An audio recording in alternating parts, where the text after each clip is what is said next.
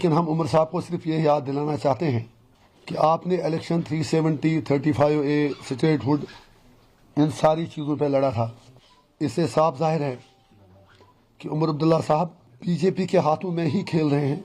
समझ में नहीं आता उनको कोई कैसे बताए।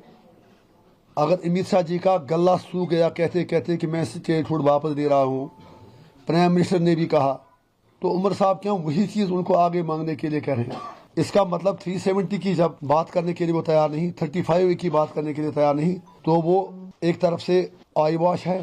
कुछ लग रहा है कि कोई खिचड़ी पक रही है या पक्की हुई है पहले से ही एनसी और बीजेपी के बीच। सेंटर को वैसे भी statehood as per supreme court directions आज नहीं तो कल देना ही है। तो Omar sahab just wants to be counted in martyrs. कि आप सब ने देखा कि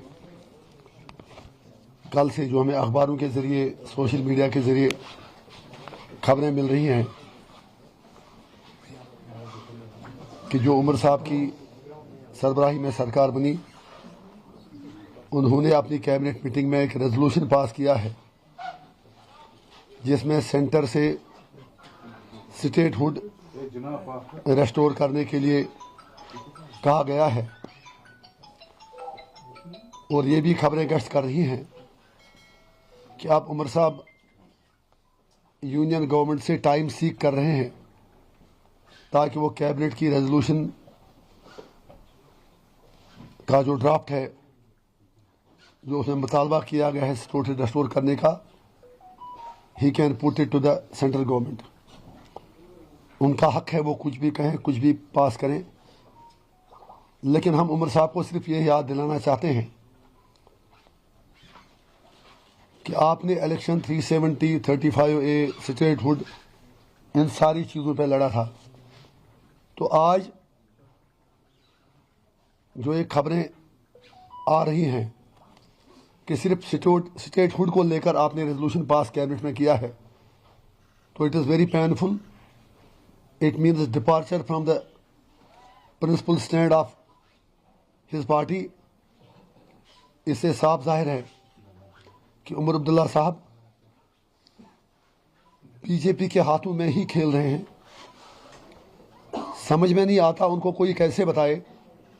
अगर अमित शाह जी का गला सूख गया कहते कहते कि मैं स्टेटहुड वापस दे रहा हूँ, प्राइम मिनिस्टर ने भी कहा, तो उमर साहब क्यों वही चीज़ उनको आगे मांगने के लिए कह रहे हैं? अच्छी बात है, वो कहें, हमें कोई ऑब्जेक्शन नहीं है, बिल्कुल हम उनके साथ हैं। लेकिन वो आधी चीज़ ही क्यों कह रहे हैं? सिर्फ वही क्यों कह रहे हैं जो बीजेपी देने को तैयार है? इसका मतलब 370 की जब बात करने के लिए वो तैयार नहीं, 35A की बात करने के लिए तैयार नहीं, तो वो एक तरफ से आई वॉश है। जिस एजेंडे पे उन्होंने इलेक्शन लड़ा उससे डिवेट हो रहे हैं। और दूसरा, कुछ लग रहा है कि कोई खिचड़ी पक रही है या पक्की हुई है पहले से ही एनसी और बीजेपी के बीच। आंख मचोली का खेल खेला जा रहा है। सेंटर को वैसे भी statehood as per supreme court directions आज नहीं तो कल देना ही है। तो Omar sahab just wants to be counted in martyrs.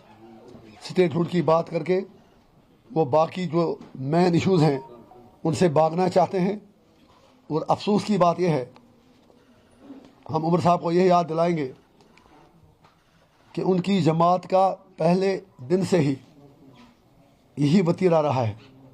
जब मरहूम शेख साहब महाराजा से इलाक़ के बाद पहले एडमिनिस्ट्रेटर बने, उसके बाद वज़ीर आज़म बने, तो 1953 में जब उन्हें बर्खास्त किया गया तो 22 साल के बाद वो कांग्रेस की मदद से वज़ीर आज़म नहीं बल्कि वज़ीर आला के तौर उन्होंने हलफ लिया। और आज जिस तरह शेख साहब ने बिट्रेल किया, बिल्कुल वही चीज़ आज उमर साहब कर रहे हैं।